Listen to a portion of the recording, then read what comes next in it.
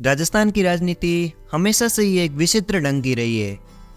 भले ही विधानसभा का चुनाव हो या लोकसभा का चुनाव, राजस्थान की राजनीति के सर से पूरे भारत में होते हैं।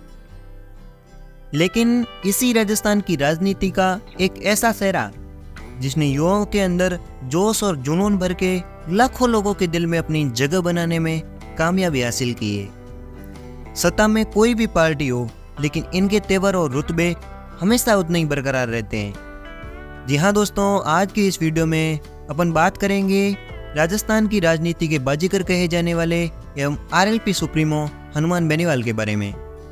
वर्तमान में राजस्थान की राजनीति के सबसे चर्चित नेताओं की लिस्ट में सबसे ऊपर नाम हनुमान बेनीवाल का आता है। हनुमान बेनीवाल एक ऐसा राजनेता जिसने सालों तक संघर्ष किया, जिसने हमेशा दलित, शोषित एवं पीड़ित की आवाज को मुखर होकर प्रदेश की विधानसभा से लेकर देश की लोकसभा तक इनकी आवाज को उठाया है। साथियों, हनुमान बेनीवाल आज जिस मुकाम पर खड़े हैं, यहाँ तक आने का सफर इतना आसान कतई नहीं था। जानेंगे आज की इस वीडियो में इनके सफर की संपूर्ण कहानी विस्तार से। वीडियो में आगे बढ़ने से पहले आपसे एक छोटी सी रिक्वेस्ट है कि इस वीडियो को लाइक और शेयर जरूर करिएगा। साथ ही हमारे इस YouTube चैनल पर पहली बार विजिट किए हैं तो प्लीज चैनल को सब्सक्राइब जरूर कीजिएगा। नमस्कार मित्रों, स्वागत है आपका फिर से हमारे न्यू वीडियो में। मेरा नाम नरेश और आप देख रहे हैं टॉप सोशल टेक। तो बिना किसी देरी के let's begin, start the video. Nagaur जिला मुख्यालय से तकरीबन 25 किलोमीटर दूर स्थित बरण गांव में 2 मार्च 1972 को पिता रामदेव एवं माता मोहिनी देवी के घर जन्म होता है हनुमान बेनीवाल का। हनुमान बेनीवाल को राजनीति की सीख तो बचपन से ही मिलनी शुरू हो गई। इनके पिता राजनीति में काफ़ी एक्टिव थे। साथ ही ये 1977 में कांग्रेस एवं 1990 में लोकदल पार्टी से मोडवा विधानसभा के विधायक भी रह चुके हैं। रामदेव बेनीवाल की राजनीतिक विरासत को हनुमान बेनीवाल ने आगे बढ़ाया। साल था 1994। रामदेव बेनीवाल के लगातार 2 चुनाव हारने के बाद एक नौजवान जयपुर के महाराजा कॉलेज के बाहर अपने कुछ साथियों के साथ खड़ा था।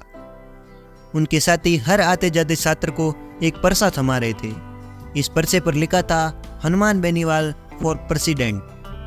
फलस्वरूप हनुमान बेनीवाल 1994 में महाराजा कॉलेज से पहली मर्तबा अध्यक्ष बन जाते हैं। यह सियासत में इनका पहला ही कदम था। 1995 में ये दूसरी दफा भी महाराजा कॉलेज के अध्यक्ष बन जाते हैं।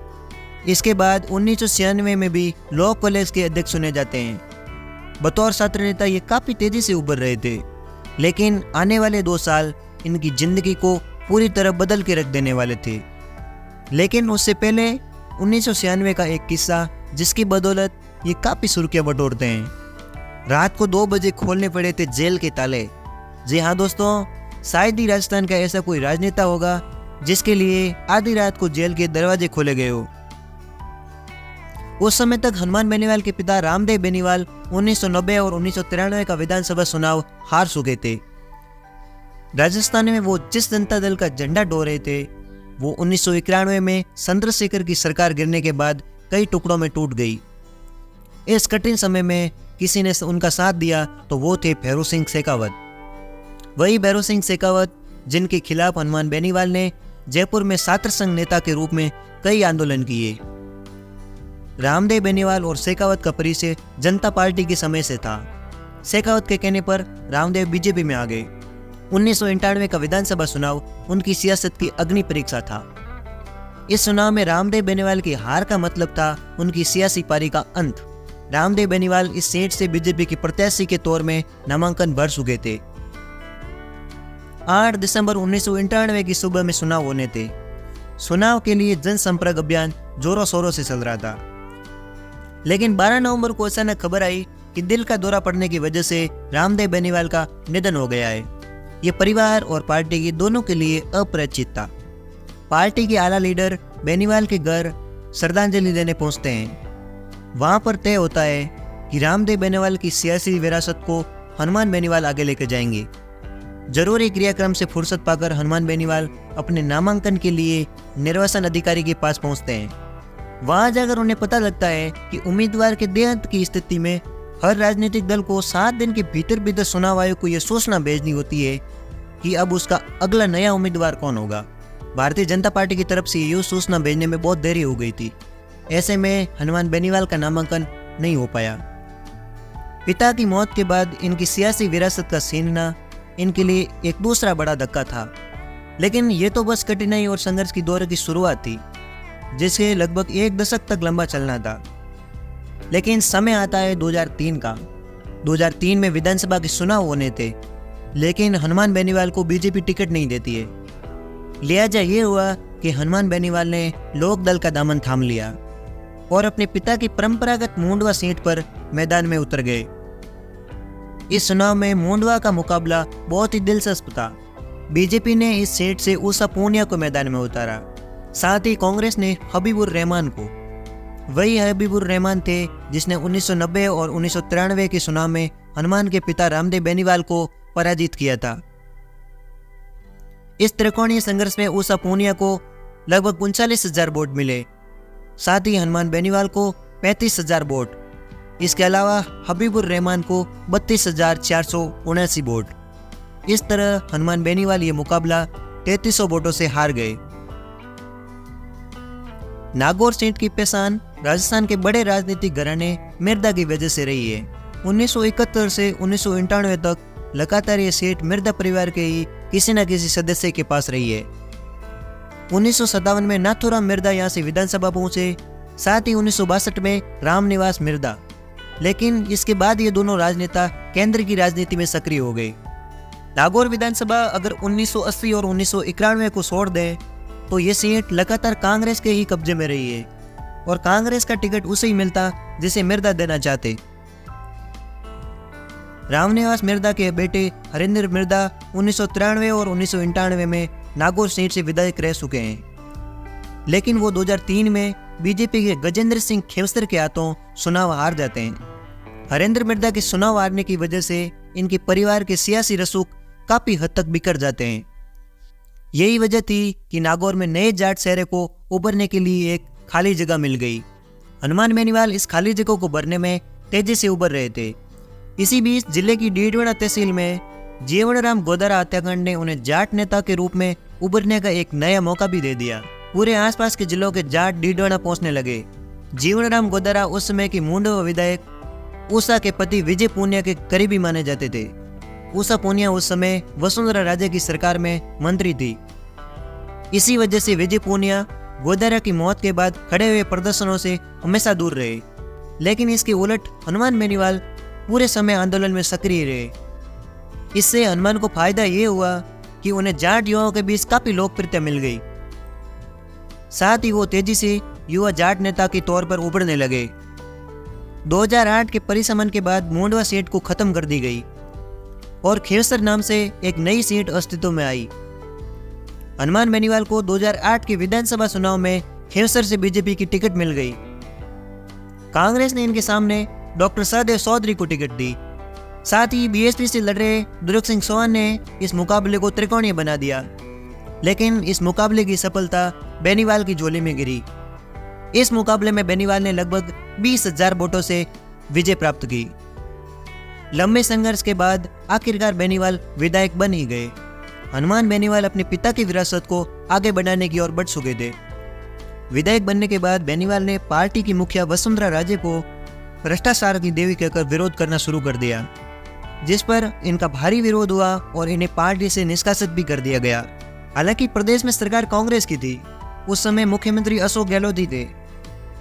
इसके बावजूद भी विधायक हनुमान बेनीवाल ने अपने विधानसभा क्षेत्र में काफी विकास कार्य करवाए। किसानों से जुड़े हर मुद्दे पर वो सरकार के सामने डटकर खड़े हो जाया करते, जिससे इनकी लोकप्रियता और बढ़ती गई। वर्ष 2013 के चुनाव में हनुमान बेनीवाल ने एक बार फिर निर्दलीय के रूप में खेवसर से ताल ठोक दी। भाजपा ने भागीरथ मेहरिया एवं कांग्रेस ने मुंडवा के प्रधान रह चुके राजेंद्र फिड़ोदा को मैदान में उतारा। साथ ही बसपा ने एक बार फिर दुर्ग सिंह चौहान को मैदान में उतारा, लेकिन यहाँ जीत तो फिर भी हनुमान बेनीवाल की ही हुई। साथियों, जीत का अंतर भी 23,000 वोटों से अधिक था। एवं इसके अलावा दुर्ग सिंह चौहान दूसरे स्थान पर रहे थे, जबकि भागीरथ मेहरिया तीसरे एवं कांग्रेस के राजेंद्र चौथे स्थान पर। किसान एवं युवा की बात करने वाले बेनीवाल हर उस कार्यक्रम, आंदोलन एवं सम्मेलन में शामिल हुए जो सरकार के खिलाफ थे या किसानों एवं युवाओं से जुड़े हुए थे, फिर चाहे वो किसी भी जाति या वर्ग से संबंधित क्यों ना हो। भाजपा से अलग हुए हनुमान बेनीवाल ने विधानसभा चुनाव 2018 से पहले राजस्थान में जहां तीसरे मोर्चे के रूप में अपनी अलग ही पार्टी रालोपा यानी राष्ट्रीय लोकतांत्रिक पार्टी का गठन किया, जिसका चुनाव से इन्होंने बोतल का निशान रखा। साथ ही 58 विधानसभा सीटों पर अपने प्रत्याशी को चुनावी मैदान में उतारा और साथ ही हनुमान बेनीवाल ने 3 विधानसभा सीटों से जीतकर अपनी मौजूदगी को राजस्थान में दर्ज करवाई। वर्ष 2018 के विधानसभा चुनाव परिणाम आने के बाद जाट बेल्ट में भाजपा काफी कमजोर साबित हुई। कई जगह विधायक हनुमान बेनीवाल की राष्ट्रीय लोकतांत्रिक पार्टी ने भाजपा को चुनाव हराने का भी काम किया, लेकिन भाजपा 2019 के लोकसभा चुनाव में ऐसा कोई रिस्क लेना नहीं चाहती थी। यही वजह है कि जाट बहुल्य 4 लोकसभा सीट पर कमजोर दिख रही भाजपा को रालोपा से गठबंधन कर एक सीट छोड़ना फायदे का सौदा नजर आया। जानकारी के मुताबिक 2019 के आम चुनाव से पहले भाजपा ने तकरीबन 1 माह पूर्व हनुमान बेनीवाल से संपर्क किया। भाजपा के राष्ट्रीय अध्यक्ष अमित शाह रालोपा का विलय चाहते थे। साथ ही बीजेपी पार्टी के कई बड़े नेताओं ने भी कोशिश की, लेकिन हनुमान बेनीवाल डटे रहे और पार्टी का विलय नहीं किया। आखिरकार एक सीट पर इनकी मंजूरी हो गई और इनका गठबंधन नागौर से हो गया। 23 मई 2019 को लोकसभा चुनाव के परिणाम आए। नागौर सीट पर एनडीए प्रत्याशी हनुमान बेनीवाल ने कांग्रेस के प्रत्याशी ज्योति मिर्धा को भारी मतों से हरा दिया। बेनीवाल भाजपा में शामिल होने से बीजेपी को शेखावटी में काफी फायदा मिला। साथ ही जाट मतदाताओं को लुभाने के लिए भाजपा का एक कदम कारगर साबित हुआ, जिसकी वजह से राजस्थान में लोकसभा की 25 में से 24 सीटें भाजपा के खाते में आई। जब हनुमान बेनीवाल एनडीए के घटक के रूप में वे राष्ट्रीय स्तर पर अपनी पहचान बना चुके थे, तभी 2020 में बेनीवाल किसान बिलों के विरोध में शामिल हुए, जिसकी वजह से इनकी बीजेपी से संबंध टूट गए। बेनीवाल ने इन बिलों को किसान विरोधी बताया, जिसकी वजह से उन्होंने कहा कि अगर वे लोकसभा में मौजूद होते तो उन्होंने कृषि बिलों को कब का फाड़ दिया होता। इसके बाद हनुमान बेनीवाल ने 2023 की विधानसभा चुनाव में काफी जोरों शोरों से प्रसार किया। साथ ही चंद्रशेखर रावण के साथ मिलकर चुनावी मोर्चे को संभाला, जिसकी वजह से भले ही बेनीवाल अपनी एक ही सीट निकाल पाए, परंतु बीजेपी और कांग्रेस दोनों ही पार्टियों के कई समीकरण खराब किए। कई विधानसभाएं तो ऐसी थी जहां हनुमान बेनीवाल कांटे की टक्कर से हारे, जैसे कि बायतू विधानसभा से उम्मीदवार बेनीवाल। हनुमान बेनीवाल आज राजस्थान में दोनों ही प्रमुख राजनीतिक पार्टियों कांग्रेस एवं भाजपा के लिए चिंता का विषय बन चुके हैं। खेवसर से विधायक बने हनुमान बेनीवाल न केवल नागौर बल्कि पूरे प्रदेश में ऐसे नेता बन चुके हैं जिन्हें युवा अपना आदर्श मानते हैं और उनके लिए कुछ भी करने के लिए तैयार रहते हैं। बेनीवाल के एक इशारे पर लाखों की भीड़ जमा हो जाती है। साथियों, अंत में बात कर लेते हैं इनकी फैमिली की। तो इनकी शादी 9 दिसंबर 2009 को कनिका बेनीवाल के साथ हुई थी। अभी इनका एक बेटा और एक बेटी है। इनके बेटे का नाम आशुतोष बेनीवाल और इनकी बेटी का नाम दिया बेनीवाल है। तो साथियों, ये थी आरएलपी सुप्रीमो हनुमान बेनीवाल की अब तक की संपूर्ण जर्नी। आशा है वीडियो पसंद आई होगी, तो प्लीज वीडियो को लाइक, शेयर और चैनल को सब्सक्राइब करना मत भूलिएगा। साथ ही हनुमान बेनीवाल पर आपकी क्या राय है कमेंट करके जरूर बताइएगा। वीडियो में अंत तक बने रहने के लिए आपका तहे दिल से शुक्रिया। मिलते हैं किसी अन्य वीडियो में किसी अन्य स्टोरी के साथ। तब तक देखते रहिए हमारे अन्य वीडियोस। धन्यवाद।